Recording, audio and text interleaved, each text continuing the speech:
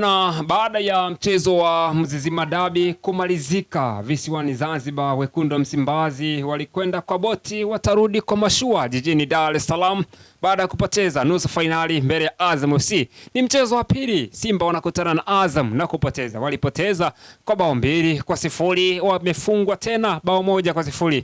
Bao pekee Lalame Kilawi, mlinzi ambaye aliwahi kutambulishwa Simba Sports Club lakini hajawahi kucheza kwenye kikosi cha wekundu wa Msimbazi Simba Sports Club.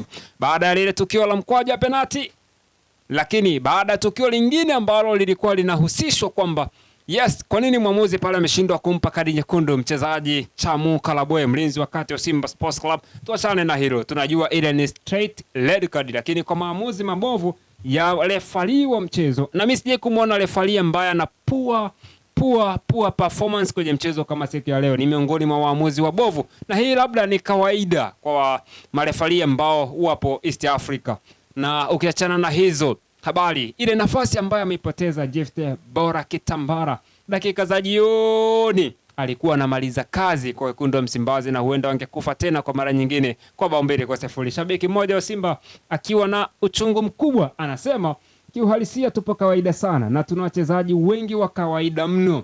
Ni vyema sana tumetolewa na Azam FC, maana tungekutana na Young Africans ingekuwa fedheha sana. Inauma sana, ile imeshakuwa mtindo wetu wa kawaida. Inafikirisha, lakini hatuna namna. Tumefanyaje sasa? Mwisho wa kunukuu. Ni shabiki huyo wa Simba akiongea kwa hisia kali kwamba ingekutana Simba hii na Young Africans, ni bora hata wametolewa. Mzigo wala lawama utabaki kwa nani? Kwa viongozi kwa kusajili wachezaji ambao ni wa kawaida mno, ama mzigo wa lawama unakwenda kwa mwalimu ambaye amekabidhiwa timu hivi punde, hata wiki 3 hajamaliza akiwa na kikosi cha wekundu wa Msimbazi akiwa kama kocha mkuu Steven Becker. Hawaoni kama ameongeza pressure kwenye kikosi ama kuondosha kwa Simba Sports Club hatua nusu finali dhidi ya Azam FC, kula kwenda kutengeneza room kwa mwalimu kuandaa kikosi ambacho kitakuja kikiwa imara zaidi.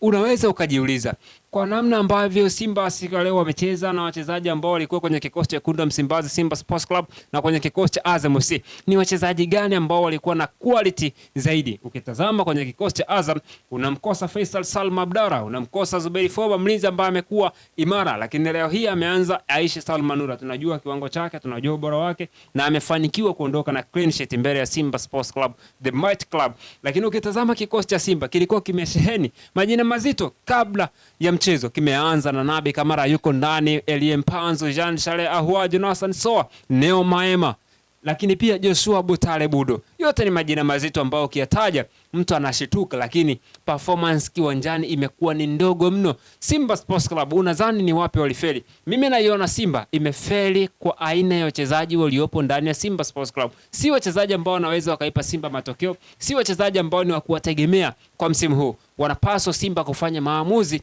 ya kuamua kujenga timu upya, sio kuendelea na ujenzi baada ya kuwa wamefikia pale baada ya kuondoka kwa kocha Fado David. Sasa Simba Sports Club leo hii walikuwa na nyakati nzuri na bora sana kwenye kujenga mashambulizi kuanzia nyuma, ila tatizo lilikuwa linafika wakishafika eneo la katikati. Wanafanya nini? Viungo ambao walikuwa wanacheza leo, Jean Charles Ahoua, Neo Maema, Joshua Budo Mutale kutokea pembeni, watafanyaje? Wataifunguaje safu ya ulinzi, the solid defense ambayo iliweko na Flora Ibenge? Na alizungumza wazi kwamba yeye hata watumia wachezaji ambao walikuwa Afcon, na yes amefanikiwa katika hilo, lakini pia alisema kwamba kwenye huu mchezo hata tumia wachezaji ambao wanachezaga timu za taifa. Unajua ni kwa sababu gani? Ameamua kuwaamini vijana siku ya leo na amempa matokeo. Wamefanya kazi nzuri kweli kweli, kuanzia eneo la ulinzi, eneo la katikati na eneo la mwisho ambalo ndilo eneo mahususi ambalo lilikuwa ni tishio kwa Simba Sports Club, kwa sababu walikuwa wakicheza na back 3 Simba wakijua tahadhari kubwa wanapaswa kumlinda Jefte Bora Kitambara na bwana mdogo Zidane Selele, lakini pia Nasro Sadoun. Sasa Simba Sports Club kitu ambacho kinaendelea kuifelisha sio wachezaji, sio viongozi, sio benchi la ufundi, ni nini? Mimi nikwambie, kama jicho la tatu linavyotazama, Simba wanapaswa kubadilisha muundo mzima wa kuanzia uongozi, walete watu ambao watakuja na motisha na mipango mikakati mipya kwenye kikosi ili kusudi kuweza kufufua matumaini na hali kwa wachezaji. Kitu pekee ambacho kinaweza kikabadilisha mazingira ya mchezaji na mtu ni kwa kumbadilishia nyakati na viongozi ambao wanakuwa kizisimamia hizo timu na kuingiza watu ambao watakuwa very serious zaidi na kuweza kufanya kitu ambacho kitakuwa ni bora.